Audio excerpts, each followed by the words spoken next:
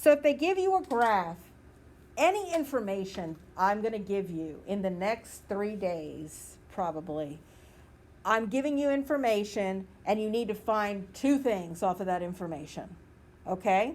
You need to find the slope and you need to find the y-intercept, which is the b, okay?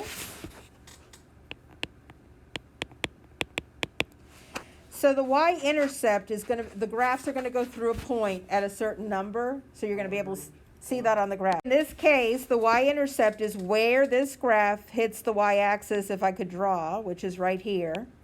So the y-intercept is 2. Everybody see why it's 2? It's where it hits the x-axis.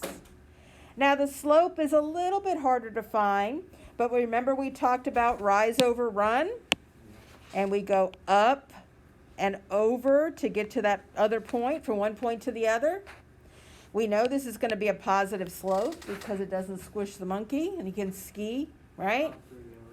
So it's up 3 over 3, so the slope is 1.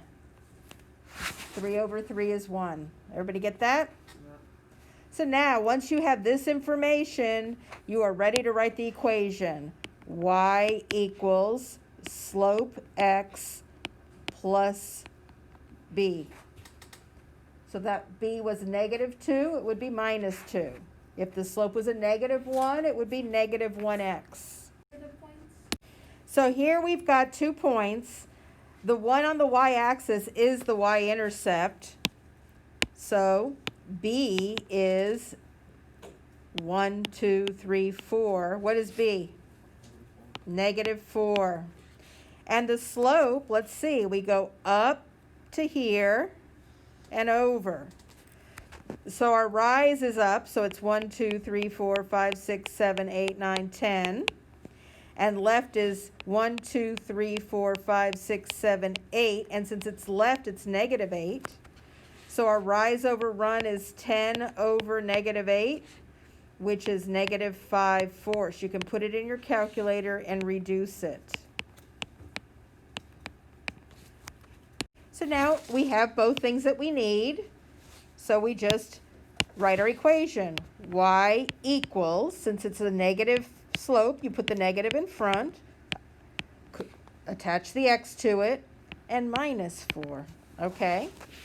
So you just put it in the form. Now the next problems are so hard that I don't think anybody can do them.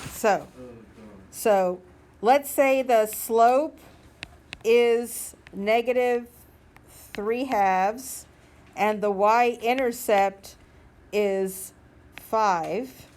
Can you give me the equation? Yep. Y equals -3/2 x plus 5. The next 6, they give you both of the information. You just have to put it in the equation.